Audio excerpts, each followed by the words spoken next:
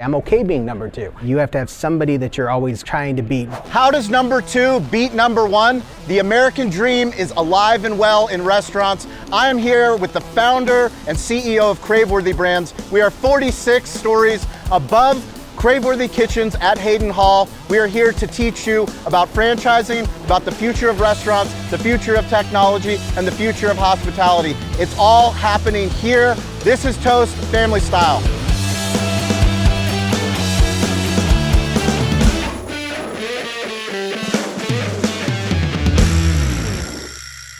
Craveworthy Kitchens at Hayden Hall. Explain to us the idea behind taking over this space. So this space was actually an incredible opportunity for us to incubate a ton of my brands and allow us to test and sample a ton of different ideas that we have that we want to drive for virtual brands. For 13 brick and mortar brands today, and we have 16 virtual brands that we operate within our restaurants. When we had the opportunity to take over an amazing space like this and create our first Craveworthy Kitchen, it was a no-brainer for us. Be in our hometown, be in an area that we were allowed to grow in, but more importantly, just get back to the community I grew up in. Everything that we do at Craveworthy dials back into family and being part of the community. And so opening up in an area of downtown that has been struggling, hasn't come back from COVID, and should be vibrant and passionate, this was a no-brainer for us. Greg, tell us why you're so passionate about supporting franchisees. So I think franchising is one of the greatest avenues of business in America.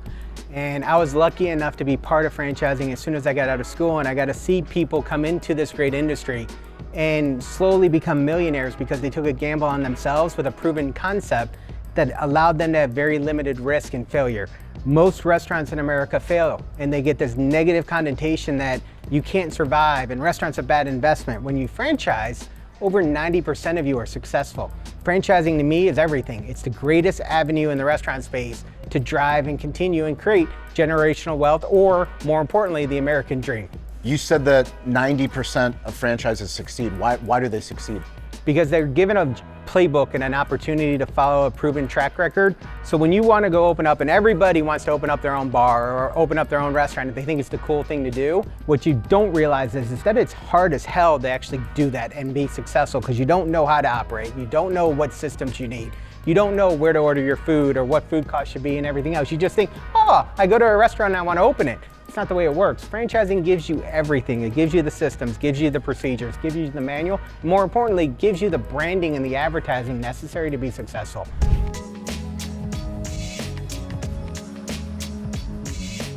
Greg, you said that Craveworthy is a portfolio of brands that you think about like a family. How do you bring a brand into your family? So when you look at bringing in a brand, first you got to make sure that the idea or the philosophies of the brand fit what the parent is. And at Craveworthy, our main goal is our franchisees have to win, my team has to win, and that we want to continually create millionaires. If that DNA is not part of the brand, we don't want to take part of it. Option two is the food's got to be good. Bad food kills a brand. So you can fix it, you can do other things, but then you can go buy something else that has great food already. So you got to find a brand that has great food. And the last thing that we truly look for, and the most important, is we need a brand that has white space. And I define white space that has the ability to go after a giant in the industry. You're the first leader that I've heard in any industry, but especially the restaurant industry, that's talked about second place. I've never heard somebody in your position talk about why second place is so valuable and the reason that it gives to motivate your team. Can you share a little bit more about why you believe that? If you have the most units, your franchisees or your store profitability isn't the same. You're cannibalizing yourself repeatedly in what you can earn and what your stores can be profitable in. So why not have less stores with way more profit per location and higher AUVs and win? So it's not necessarily being second. Yeah, I may have second store or second count. This industry, like all industries, oh, you gotta be number one, you gotta be number one, you gotta have more stores than everybody else. You don't. You gotta have more money flowing to your bottom line than anybody else. And that's what we strive for and what we focus on. And that's why I'm okay being number two. If I'm number two, that means my franchisees and myself and my company and my employees are millionaires over and over and over again. And we create that generational wealth day in and day out.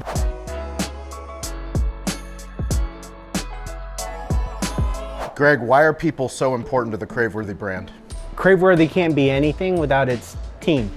And if I want to get to where I want to achieve and build Craveworthy to the level that we want to get to, I need an incredible team. And if you don't invest in your people, you have nothing in this industry. we've got to get back, and we're focused on making sure that every one of my employees know how much I appreciate them. And when I walk into a restaurant and all that, they come up and they say hello to me, and I'm part of their family because they know that I'll jump in and cook when they need to, or I'll jump in and I'll clean the bathrooms. I want them to know that I appreciate everything that they do. And because of that, they stay with me and they want to grow with me. Sometimes you have to make really tough decisions in this business with people. Can you share a little bit about tough decisions in a leadership position? So I look at the restaurant industry that if you're not growing and moving up in my company, I'm either doing something wrong or it's time for you to move somewhere else. And that's not a negative. And people always look at it as, oh my God, somebody's leaving me or someone's taking another job. And that's, oh, how dare they do that? I look at it as a sense, if somebody's ready to go and take that other job and I don't have that ability for them, it gives me that chance to get them to that next level. And I should reward that and be excited about that. So I push them to new levels. If I don't have the position available for them, I want them to go and find it. I'll help them go and find it. But you got to think of it that way, because if you don't, then you're just another owner. And I don't want to ever be that.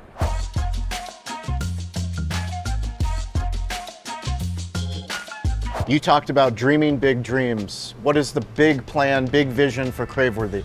My role in the company is I have to be the biggest dreamer of dreamers. So I set a goal of 5 years, $1 billion in system-wide sales. $1 billion. $1 billion. And everybody would actually look at me and say I'm completely stupid in thinking or even putting that out there. But something that I use continually is, if you don't dream big, you can't achieve. So my team has to have a rallying point or something that we're going to achieve. So last January, I was 0. This year will be north of 180 million in system-wide sales. Wow. So, I mean, to think about how you can go from point A to point B in just a short amount of time means you can do it. You can achieve it, but you can't achieve things if you don't set the goals way above what you want to do. Your job as a CEO is to put the marker so far out in advance that you have to struggle to get there. And it's okay if you don't, but you have to put it out there. Because if you just want to look good as a CEO or as an executive, anybody can do that. Dream big.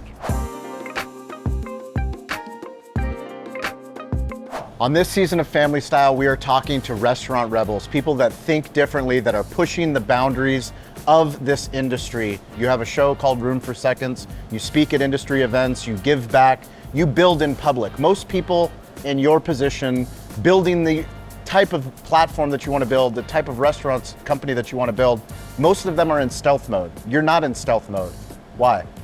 Because when I got started in this industry, I had a restaurant icon approach me and said, Greg, can I talk to you for a couple minutes? And I said, of course. He made me promise that he would mentor me if I gave back to the industry. So one of the things I promised myself is that when I got to a point when I was doing this, that I would be out in front and never show any secrets or anything like that, and I'd get back to this industry with everything I had. I love this industry. This industry has done everything for me and my family and so many people that I want people to know what I'm doing, and I'm not afraid to having people tell me I'm an idiot or that I'm doing it wrong or that you're gonna fail because you're out in the open. When you go and set a goal of that you're gonna be $1 billion company, people are hoping you fail. It's fun to know that, and it's fun to rally against that. That was talked about earlier. I use that to motivate me, but I also am not afraid if I fail.